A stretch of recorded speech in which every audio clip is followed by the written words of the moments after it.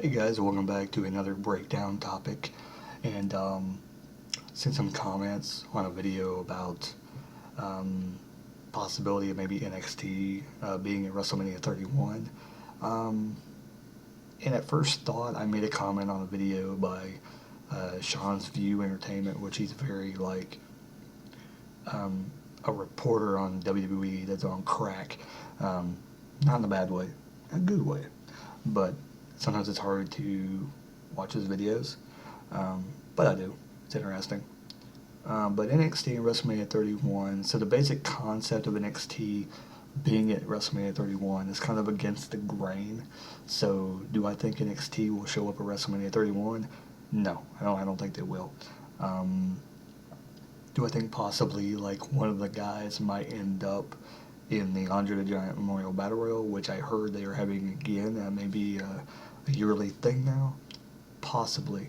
That's the one thing I could see happening. Possibly. I'm trying to think like maybe Bull or I'm blanking on his name, man. Baron Corbin maybe be a part of the Andre the Memorial Battle Royal. Possibly be a way to bring somebody from NXT in, possibly Sami Zayn or and Adrian Neville, possibly Adrian Neville being the Battle Royal and somebody eliminates him to cause that kind of friction to bring him in after WrestleMania. I mean, there could be possibilities. This my idea, and I want to bring this up, is the fact of why doesn't NXT kind of have like a portion of WrestleMania dedicated to them, like kind of like a separate like NXT colon WrestleMania 31, and that's what I would do if I were in the shoes to make a big decision about NXT being a part of WrestleMania.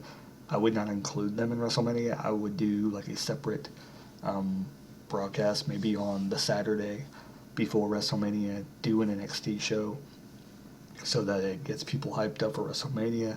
Have a few interviews on the NXT show with maybe Brock Lesnar and with Daniel Bryan. Even interview Bray Wyatt for the Undertaker match that's supposedly going to happen.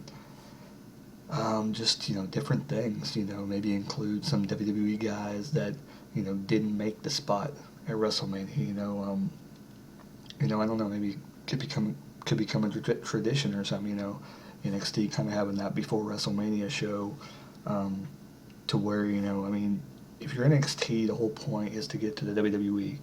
And my opinion is, if they're already going to be put at WrestleMania, then what's the point of even having NXT as a training ground? Because that's what it's supposed to be. Now, what Triple H said on the podcast kind of took me by surprise, so I'm kind of wondering if they're really taking it as a proving ground or if they're kind of still, getting talent from other places. But I think it's a good idea. You get to debut wrestlers on NXT and then bring them in, because then you get to see the reaction on NXT. You get to build them up. You get to get the fans that really care about wrestling to really see them for who they are, and then eventually, kind of bring them in slowly and kind of gauge the reaction. Because if your hardcore fans don't like them, you probably know the other people are not going to like them. Minus a few things. I don't know what happened if Roman Reigns was in NXT. I didn't really follow it at that point. But I just wonder what his reaction was in NXT or FCW when they had him down there, because I'm pretty sure he was in FCW. And I haven't seen any footage of that. But NXT WrestleMania 31, I would say no. Now, I know a lot of people say we want to see, Zayn and Owens, or Neville and Owens, or Neville and Zayn. I would say no. Because like I said, it doesn't make sense. So that's my opinion. So like, comment, subscribe down below. Let me know what you think. That's my opinion. So when I keep hearing this comment kind of being thrown out there, and I wanted to voice my opinion. If you hate me, you know what I'm going to say. I'm still beautiful, people. I'm still beautiful. Oh, yeah. See you later, guys.